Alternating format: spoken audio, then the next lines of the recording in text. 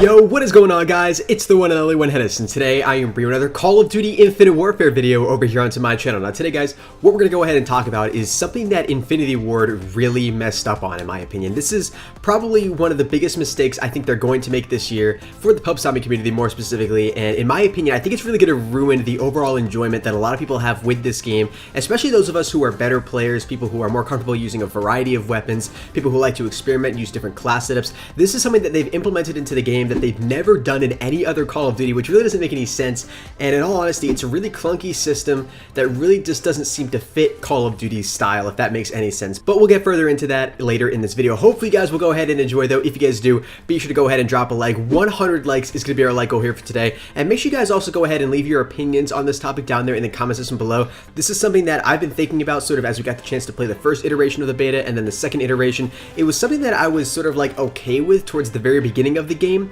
and then the more and more I played and the more I got comfortable using the weapons that actually had this available, the more and more I thought to myself that this just wasn't really something that made sense for Call of Duty, and it was a clunky system that I really hope Infinity Ward actually takes the time to change here in the actual release of Infinite Warfare, which I'm really hoping they'll do because past developers have actually done something sort of similar to this. But if you guys haven't picked up on it already, what I'm actually really disappointed with is the whole idea of how the deatomizer strike works within Infinite Warfare. As you guys may or may not know, if you got the chance to play the beta, you probably already know this, but the way you can actually get a deatomizer strike is only with a specific weapon variant that has a weapon proficiency called the nuclear, which enables you to get that deatomizer strike. So for instance, I believe you guys saw already a couple nuclears or a couple of deatomizer strike gameplays, including the one you're watching in the background here right now with the NV4, the FHR, and the Mauler Ruin. Those were 3 different weapons that we had access to in the beta that also had the nuclear weapon proficiency on it. And in my opinion, those were really good weapons and they were really fun to use, but at the same time, because I am a pub stomper, because I'm in Carnage, and because I really like to drop those really high standard gameplays,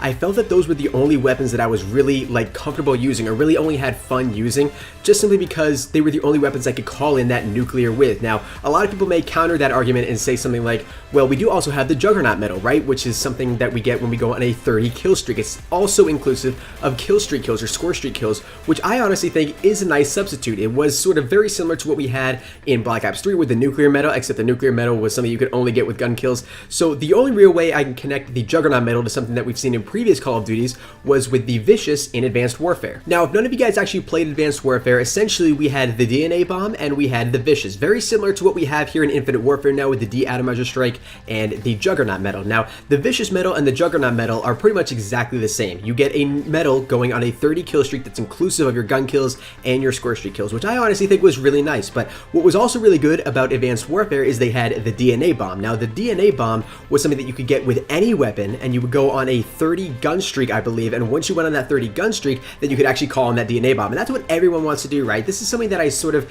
had a little bit of a problem with in Treyarch games where they only had the medal and you couldn't actually call in a cool score streak, because let's be honest, everyone wants to call in that Moab or that DNA bomb, or in this case, in the case of Infinite Warfare, the deatomizer strikes. So what's really interesting, though, is if you actually look back at Advanced Warfare, when that game was actually released, we had no information that the DNA bomb was actually going to be in the game prior to the actual launch. What we were told by Sledgehammer Games was that we were going to have the Vicious medal. Now, as far as we were concerned at that point, the Vicious medal was the only thing that we were going to have as sort of like a reward for going on a high gun streak, and that really disappointed a lot of people, right? But then, once the actual game was released, Sledgehammer introduced us, without really being formal about it, to the DNA bomb, and it was something that caused a lot of hype on day one, because people went on these 30 gun streaks, realized that it was in the game, and were able to call it in, which was really cool. So I'm really hoping that Infinity Ward does that exact same thing here in Infinite Warfare.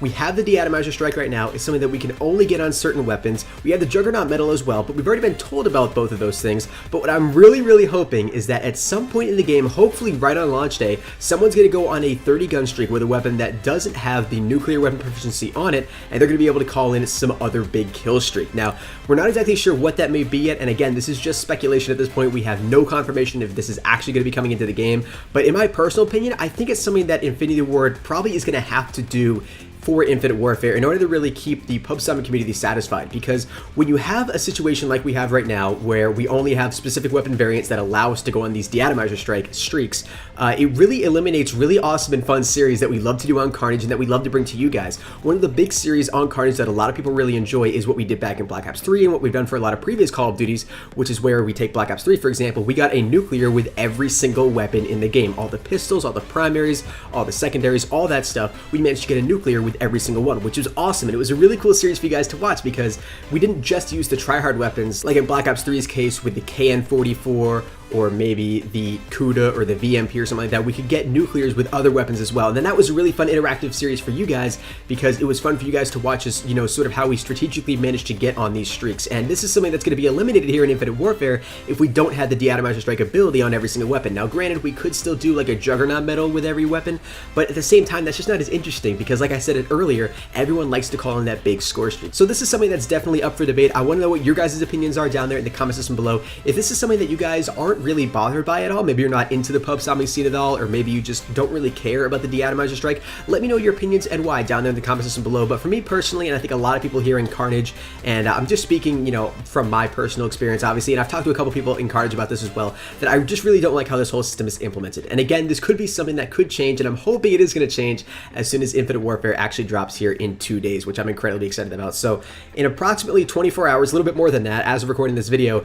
we will actually know the final results of what Infinity Ward is going to plan on doing for implementing or not implementing a new score streak into the game. So let me know your opinions on all this stuff down in the comment section below. Thank you guys all so very much for watching this video. Hopefully you did enjoy. If you guys did, a like rating would be very much appreciated. Like I said, 100 likes is going to be our like goal here for today. Subscribe to my channel if you guys are new so you can stay up to date with all Call of Duty Infinite Warfare news, gameplays, rumors, leaks, tips and tricks, all that good stuff. I'll be sure to bring you guys all of that over here on my channel. Comment down below hashtag deatomizer if you watch me to this point in the video. And anyways guys, thank you all so very much for watching, and I'll see you guys in the next one. Until next time everybody, keep gaming as always, stay cool. Adios.